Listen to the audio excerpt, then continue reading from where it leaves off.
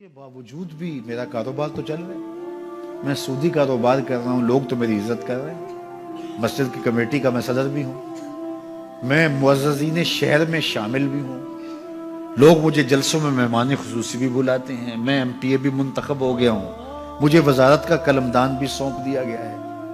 وہ میاں اللہ کی نظر میں ان چیزوں کی اہمیت ہی نہیں ہے، یہ چیزیں ہوتی کیا ہیں؟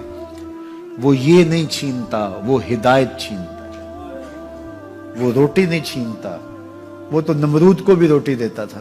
اس نے کبھی سورج کو منع نہیں کیا کہ اس کے گھر میں روشنی نہ کر، یہ حامان کا گھر ہے، یہ قارون کا گھر ہے، یہ میرے دشمنوں کا گھر ہے، اس کے گھر میں روشنی نہیں ہونی چاہیے۔ چاند کو کہتا ہے اپنی کرنیں بکھیر، سورج کو کہتا ہے اپنی روشنی بکھیر۔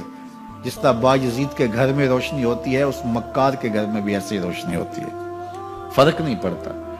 تو وہ کرم نوازیاں تو نہیں رکتی، لیکن اللہ جب کسی سے ناراض ہوتا ہے تو اس سے ہدایت کی توفیق سلب کر لیتا ہے، تو اعلان جنگ ہوتا ہے۔ تو پھر وہ ٹکرے بھی مار رہا ہو تو اس کی رسم کی نماز ہوتی ہے، اس کا ماتھا جھک رہا ہوتا ہے، دل نہیں جھک رہا ہوتا، کیونکہ ہدایت سلب کر لی گئی۔ جب اندر سے روح ہی نکال لی جائے تو باقی بچتا کیا ہے؟ یہ بات ذہن میں رکھیے گا کہ اللہ تعالیٰ جل شانہ نے ہمیں جن کاموں سے روکا ہے، جن کاموں سے منع کیا ہے، ان کاموں کے کرنے میں ہمیں کبھی بھی بھلائی اور خیر نہیں مل سکتی۔ یہ ہم جب اچھی طرح سے ذہن نشین کر لیں، اگر اللہ پر ہمارا یقین اور یقیناً اس پر ہمارا ایمان ہے، تو پھر وہ امر جو اللہ کی طرف سے جن سے روک دیا گیا، تو ہم کبھی بھی ان کے قریب تک نہ جائیں، اور جن کاموں کے کرنے کا اسے حکم دیا گیا اس کی حکمتیں نہ بھی ہمیں معلوم ہو۔ آج جدید سائنس تحقیقات کرتی ہے تو ہمارے سامنے آتا ہے کہ وضو کے کیا فوائد ہیں۔ آج ہمیں لوگ بتاتے ہیں کہ جناب آپ امامہ باندھیں گے تو سن سٹروک سے بچ جائیں گے۔ آج دنیا تحقیق و جستجو کر کے نماز اور دوران خون اور جو ہے وہ نماز کی برکتیں اور کتنی بیماریوں سے نماز کے ذریعے سے بچنے کی کہانیاں سناتے ہیں۔ اچھی بات ہے، نماز سے صحت پہ اثر پڑتا ہے، یہ اچھی بات ہے کہ وضو سے بہت ساری بیماریوں سے نجات ملتی ہے، یہ اچھی بات ہے کہ سر پہ امامہ باندھ لے تو سن سٹروک سے بچ جاتے ہیں، یہ اچھی بات ہے کہ آپ روزہ رکھتے ہیں تو کینسر جیسے امراض سے آپ کا بچاؤ ہوتا ہے، یہ اچھی بات ہے کہ فلاں عمل کرتے ہیں تو فلاں ہوتا ہے۔ لیکن صاحب، ہم سن سٹروک سے بچنے کے لیے امامہ نہیں باندھتے، ہم محمد عربی کی ادا کے لیے باندھتے ہیں۔ دوران خون کے لیے نماز نہیں پڑھتے، ہم رب کے حضور سجدہ ریزی کے لیے اس کے حضور اپنی نیاز مندیوں کا سر جھکاتے ہیں۔ تو حکمتیں بھی ہیں، وہ برکتیں ذیل میں آتی ہیں۔ تو یہ بات ذہن میں رکھیے گا۔ محمود غزنوی کا وزیر اس سے حسد کرتے ہوتے تھے کہ اس میں کیا خصوصیت ہے کہ بادشاہ اسی کو اہمیت دیتا ہے۔ ایک دن بادشاہ نے کوئی تربوز کاٹا، کوئی خربوزہ کاٹا یا کوئی اور ایسی چیز تھی، تو جس کو بھی دیا تو وہ کڑوا تھا، تو اس نے چوہی چکھا تو پھینک دیا، اور پھر بلایا یاس کو اور اس کو کاٹ کے اس کی پھانک دی، تو ایسے لطف سے کھانے لگا کہ جیسے اس سے لذیذ کبھی پھل زندگی میں دیکھا نہ ہو۔ تو سارے اندر ہنس رہے تھے، ایک دوسرے کو آنکھوں سے اشارہ کر رہے تھے، یہ دیکھو بے وقوف۔ تو بادشاہ رک گیا اور کہا کہ ایاز، یہ جو فروٹ تم نے کھایا ہے یہ میٹھا تھا یا کڑوا؟ کہا بادشاہ سلامت کڑوا۔ تو کہا پھر اتنے ذوق سے کیوں کھایا؟ کہا کہ اس ہاتھ سے میں نے میٹھی نعمتیں کھائی ہیں، آج کڑوی ملی ہے تو تھوک دوں؟ کہا ایسا نہیں ہو سکتا۔ تو میاں کڑوا ہو تو وہ بھی قبول کیا جائے، نفس پہ شاک ہو۔ کڑوی وہ چیز ہوتی ہے جو نفس پہ شاک ہوتی ہے، نفس کرنا نہیں چاہتا، لیکن اس کے باوجود تمہارا دل کہے نہیں، یہ مالک کی طرف سے ہے۔ سخت سردی ہے، گرمی کی شدت ہے، پانی ٹھنڈا ہے اور موسم سرد ہے، پانی گرم ہے اور موسم بھی گرم ہے، رات کا پچھلا پہر ہے، تھکے ہوئے ہیں، لیکن آپ اس کے باوجود بھی اپنے رب کے حکم کو بجا لاتے ہیں۔ نفس پہ شاک ہے، لیکن سینے میں ٹھنڈ ہی نہیں پڑتی جب اس کے حضور سجدہ ریزی نہیں کر لیتے۔ تو اس کے حکموں کو بجا لانا اور اپنے نفس کو پیچھے کر دینا اور اپنی خواہشات کے گلے پہ چھری پھیر دینا اور مالک کی رضا میں اپنے آپ کو گم کر دینا، یہی زندگی ہے اور یہی بندگی ہے۔ تو اس لیے مجھے اور آپ کو اس بات پہ غور اور تدبر کرنا چاہیے کہ ہم اس مختصر زندگی کو اللہ کے احکام کی مطابقت میں گزارنے کا عزم کریں، وہ بات چھوٹی سے چھوٹی ہو یا وہ بات بڑی سے بڑی ہو، وہ احکام ہماری زندگی کے اندر نافذ العمل ہو۔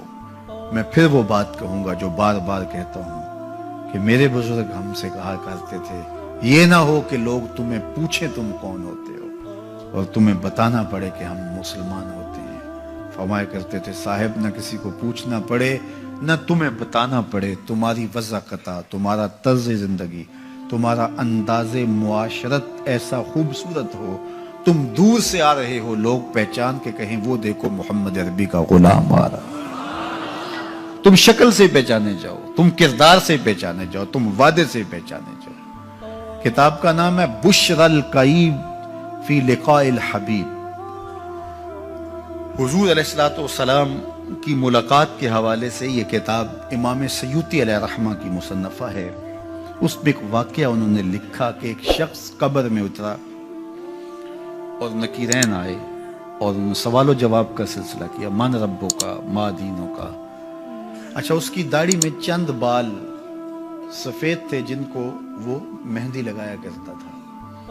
تو جب منکر نے کہا کہ من ربوں کا، تو نکیر نے اس کا ہاتھ پکڑ کے پیچھے کھینچتے ہوئے کہا اس سے سوال پوچھ رہا ہے، تو دیکھ نہیں رہا اس کی داڑھی میں اسلام کا نور چمک رہا ہے، اس کی داڑھی میں اسلام کا اجالا تمہیں دکھائی نہیں دے رہا؟ تو تمہاری وضع قطعی ایسی ہو کہ فرشتے بھی دیکھیں کہ یہ حضور کا غلام آ رہا ہے۔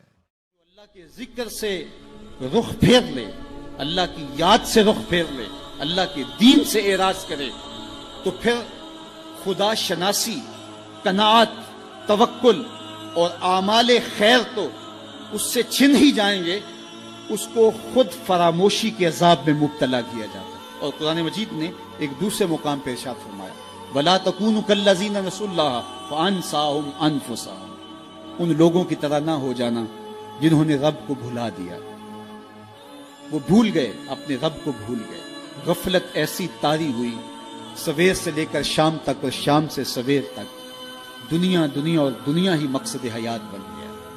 دنیا میں آئے کس لیے تھے، مقصد کیا تھا، بھول گئے۔ میلہ دیکھنے کے لیے آئے تھے، گھر کا راستہ بھول گئے۔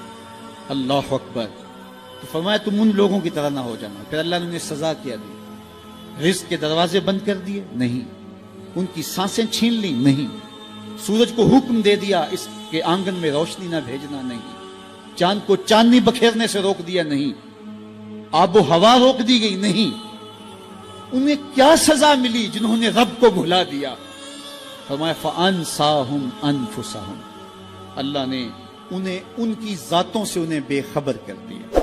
جو خدا فراموش ہوئے وہ خود فراموش ہو گئے، انہیں اپنے آپ سے ہی آگاہی نہ رہی۔ اور مجھے بتاؤ، جسے یہ بھی نہ پتا ہو کہ میں کون ہوں، اپنی شناخت جو بھول جائے، اس کے پلے ہوتا کیا ہے؟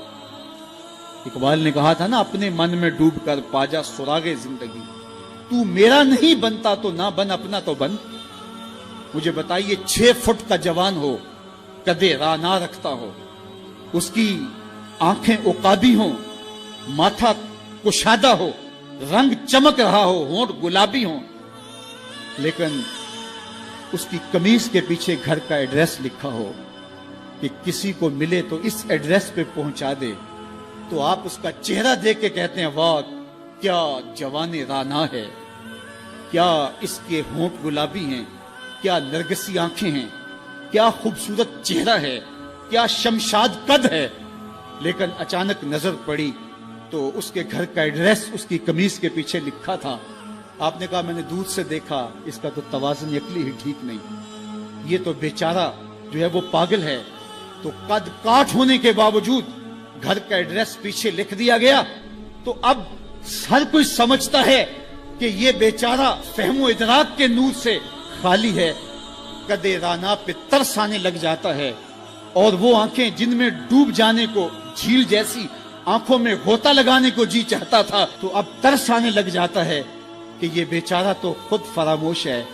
اللہ فرماتا ہے جس نے رب کو بھلا دیا، تم یہ نہ دیکھو اس کے بنگلے کتنے ہیں، یہ نہ دیکھو اس کے پاس کوٹھیاں کتنی ہیں، یہ نہ دیکھو اس کی چمکتی ہوئی کتنی لمبی گاڑی ہے، یہ نہ دیکھو کہ عالی نسب ٹاؤن کے اندر اس کا گھر ہے، یہ نہ دیکھو اس کا بینک بیلنس کتنا ہے، ہاں یہ بھی نہ دیکھو اس کے پاس وزارت کا قلم دان ہے، یہ بھی نہ دیکھو کہ یہ وزارت عظمیٰ کی کرسی پہ بیٹھا ہوا ہے، یہ بھی نہ دیکھو کہ اقتدار کی مستق پہ جھولتا ہے، یہ بھی نہ دیکھا ہو کہ یہ ڈائس پہ کھڑے ہو کے نعرے لگاتا ہے، لوگ آگے سے جواب دے کے واہ واہ کے ڈونگرے برساتے ہیں۔ کہا اس کی قمیض کے پیچھے لکھا ہوا ایڈریس پڑھ لو، فَأَنْسَاهُمْ أَنفُسَهُمْ، یہ وہ شخص ہے کہ جو اپنا پتہ بھول چکا ہے، جسے پتہ ہی نہیں کہ میں کون ہوں، اس دنیا پہ آیا کیوں، جو آ کے بھول گیا ہے، اسے گھر کا رستہ ہی نہیں مل رہا اور یہ بھاگا پھر رہا دنیا کے اندر۔ کیا بتائیں احباب، کیا کارنامائیاں کر گئے، بی اے کیا، نوکر ہوئے، پینشن ملی اور مر گئے، زندگی کا مقصد ہی نہیں ملا۔ کہا جو اس دنیا میں اندھا رہا کل قیامت کے دن بھی نابینا اٹھایا جائے گا۔ اس سے ان آنکھوں کی بے نوری مراد نہیں ہے، اس سے دل کی بے نوری مراد ہے۔ اسی لیے اقبال نے کہا تھا دل بینا بھی کر طلب خدا سے، کہ آنکھ کا نور دل کا نور نہیں ہے، آنکھ کا نور اور ہے، دل کا نور اور ہے۔ تو ہم دنیا کی مادی چمک کو دیکھتے ہیں، میرا مالک کہتا تمہارا دل ستھرا ہونا چاہیے، تمہارا منہ کالا ہو تو کوئی بات نہیں ہے، دل کالے نالوں منہ کالا چنگا، جے کو یہ رمز پچھانے ہو۔ اصل تو دل کی پاکیزگی ہے، اور دل رب کے ساتھ وابستہ ہو، اس کے رسول کے ساتھ وابستہ ہو۔ تو جس نے اللہ کے دین سے رخ پھیرا، اعراض کیا، تو پھر اس کا نتیجہ کیا ہو کہ اس کی زندگی تلخ ہو جائے گی۔